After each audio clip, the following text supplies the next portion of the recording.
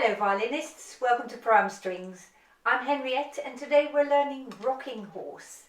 Now before we can play this song we will just need to go over it and think about how exactly it is laid out. So you start at the beginning obviously and then you play along up until the first time bar. So you play the first time bar and then you skip the bit that says 2, which means second time bar. You go straight on to the next line after the first time bar. You play the 2 last lines and then it says dal segno al fine. Dal segno means back to the sign. So the sign is right at the top. So from the end you go back to the top. You play the first 2 lines and then the third line you skip the section that is saying first time bar. You go straight into the second time bar. So if you find that confusing, we'll just go over it once more. So you play line 1, you play line 2, you play line 3 up until the double line at the end of the first time bar. From there, you go straight on to bar 21 up until the end. Dal segno, back to the top. Then you play line 1, line 2 and line 3, but you skip the first time bar which you've already played in your first go. Instead, you play the second time bar. Now, I do totally see that they are the same notes, except because that is the end of the piece, you play them a little bit more quietly. And that is written like this, so because the piano part that goes with this plays a different section while you play the second time bar. So that is the reason why it's written first time bar and second time bar. So in this tune we're going to build a little bit further on the 3 notes slurred that we have done in Claire's song, and I'm hoping you've already managed to play that before you start this song. So I'm going to countersink for 3 and I'm hoping you will be joining me playing this song. 1, 2, 3.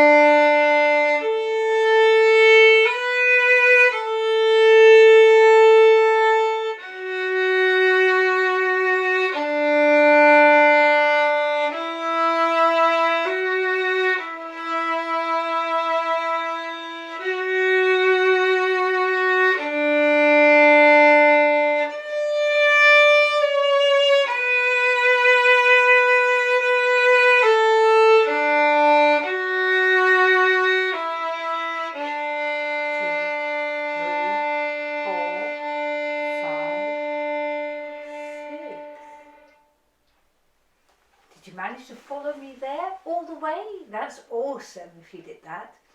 Grab a pencil if you have one somewhere close and can you write a 4 over the top of the last note, which is bar 28. So that ought to be a 4th finger. So once you've done that, we're just going to think about the music a little bit, and this piece of music is divided into 4-bar phrases. What are 4-bar phrases? 4-bar phrases are 4 bars that belong together. It's just like you have sentences in a book and a phrase is the same as a sentence. So the bit that you have before the full stop. And you can probably hear when I play you the first phrase of 4 bars that the music comes to a sort of natural pause there.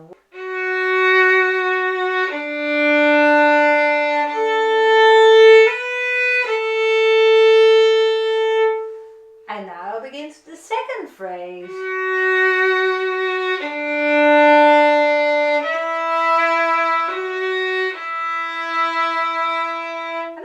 can clearly hear that that is 2 sections. My favourite question is there a pattern? And your answer then hopefully will be yes, the beginning of both of these phrases is exactly the same. The 2 phrases end differently, but the beginning is the same. So the third phrase is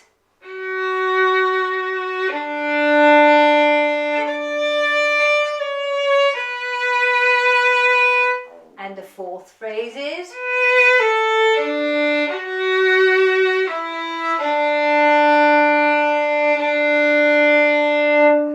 okay, and probably I'm hoping that you will have spotted that phrase number 3 is again half the same as phrase number 1 and 2. And once you start to spot patterns like this in music, it will make your music much easier to play because it will make it appear shorter. You could say, oh, I've got 17, 18, I've got 20 bars, but actually I've only got 4 phrases. And you can imagine that 4 phrases, especially when 3 of them start exactly the same, are much easier to remember than 20 bars. So we're going to learn to think in phrases as we progress, and that will enhance your violin playing quite a lot because it will also show that not every bar is equally important. Bars 1 and bar 5 are important because they are the beginning of new phrases. So let's play this whole song again, shall we? And now I want you to see if you can perhaps spot where the phrases are while you're playing. I'll count us in for 3. 1, 2, 3.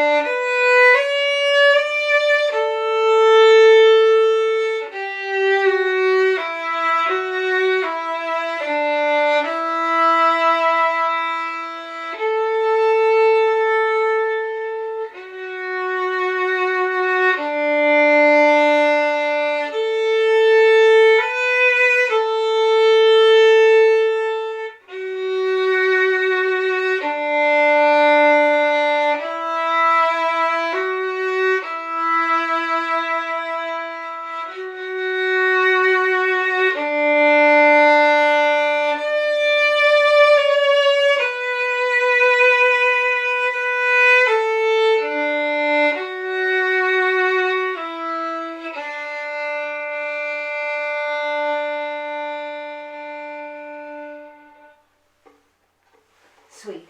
You see how knowing where the phrases are makes it much easier to play. Well done you. That's a great discovery, and it sets you up on a track of recognizing that in each future piece. So well done. Very good. Now there are a couple of other things that we can practice in this piece, and one of which is straight bowing. So what I'd like you to do is play that first note with me, and I want to stop at the end of the first note because I want to check if my bow has gone perfectly straight. Here we go, and stop. Can you see that my bow is parallel to the bridge? And I want you just to double check that your bow doesn't look like this.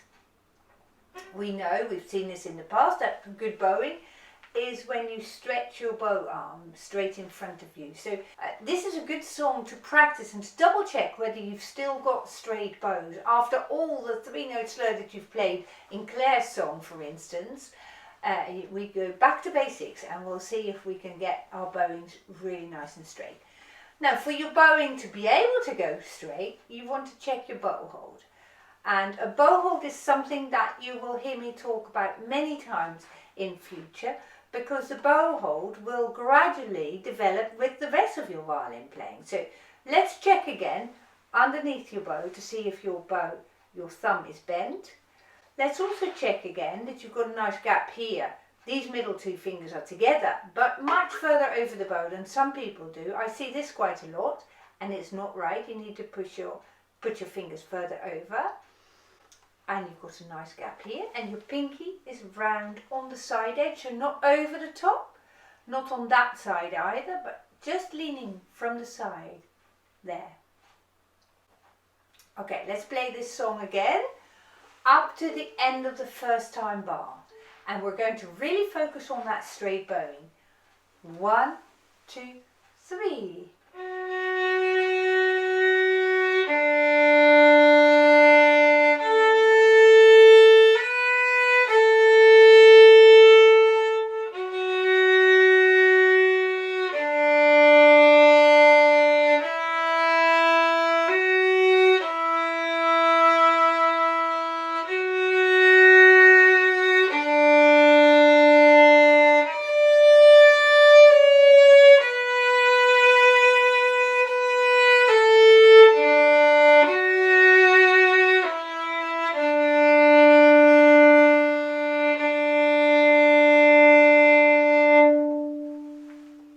Awesome, well done, very good focusing on that straight bowing. Now in the next section, bar 21 and so on, we're going to focus on a different technique, and I would like you to focus on your left hand instead of the bow, and we're going to practice, and we haven't done this very often, we're going to practice slapping your fingers on. So when you play 3 notes slurred, 3 notes onto the bow can't really define each individual note very clearly. So the left hand is going to do that by just placing it with a little slap. You can perhaps hear, you can hear me tapping the fingerboard like that. Can we try that just without playing? So put your first finger on the string, and now I want you to really slap on that second finger really hard. And now let's slap on the third finger really hard until you hear that little tap. Very nice. And that technique is what we're going to use when we play the last 2 lines. So here we go. 1, 2, 3.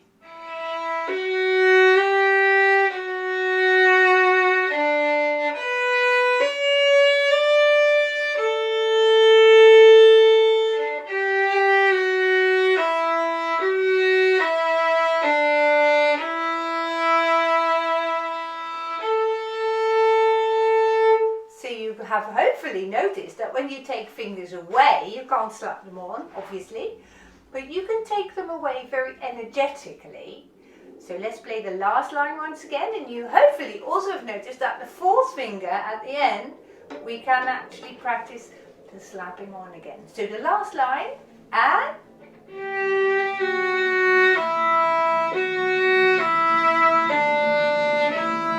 slap on now, and awesome, that's really good. Let's practice that again, shall we? So we're going from bar 21 this time. 1, 2, 3.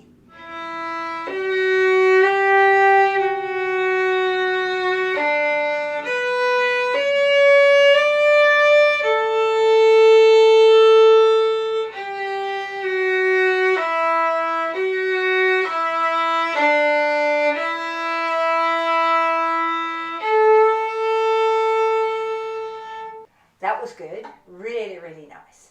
So we've already practiced 2 techniques in this piece. First of all, the straight bowing. Secondly, your slapping of your fingers. Now we're doing one more new thing today, and that is, well, it's not new, but it's new in this piece. We're going to look at the dynamics, the louds and softs. Now it says mezzo piano at the start, which means medium quiet. We're not going too quiet. It's fairly quiet in this section because we're using such slow bows. So it's actually very difficult if you were to play this loud. So we're going to keep soft there, very smooth on the bow. But we might think in that 3rd phrase that we've talked about, which starts in bar 13, to go a little bit louder.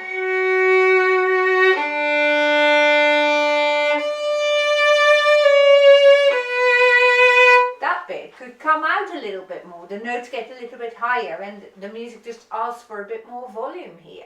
So what can you do? You're already using whole bows, so we can't make our bows longer. However, we can come closer to the bridge. So in the second line, that third phrase that we've identified, bar 13, 14, 15 and 16, come a little bit closer to the bridge, and then in the following 4 bars, bars 17 to 20, you move back again so that your music finishes softly in the first hand bar. So let's try that first, shall we? After 3. 1, 2, 3.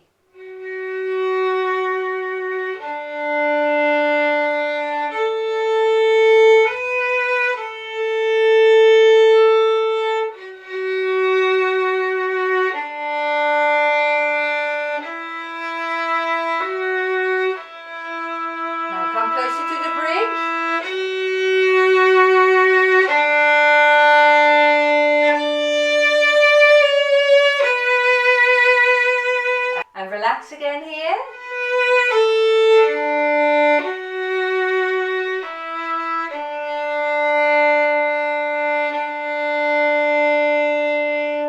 Wow, that's clever.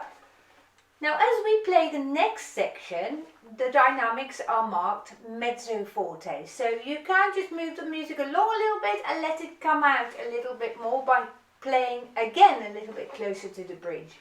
Let's start on bar 21, shall we? 1, 2, 3.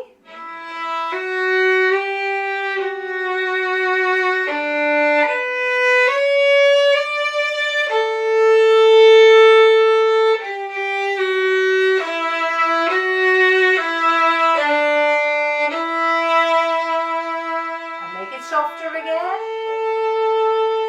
And now very nice and quiet and smooth.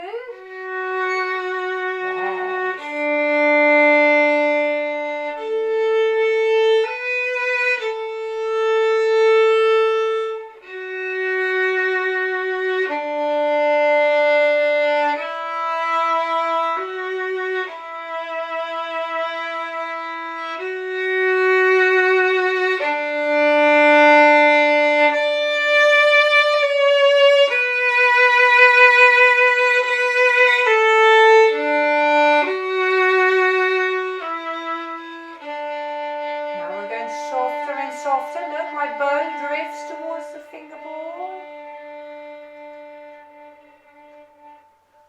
And you might actually let it go all together quiet so that you haven't got any more sound. That would be an absolutely awesome ending of your piece. That was really, really nice. And you've noticed that your dynamics, your louds and softs, go with the phrasing. So that brings us round full circle this lesson. So your dynamics follow the phrasing. That you have got so much better in a short space of time with this piece. Well done. I'm really, really pleased with your progress. So if you have enjoyed this video, please like it and share it with your friends. Any questions that you may have, please write those in the comments section below. Goodbye.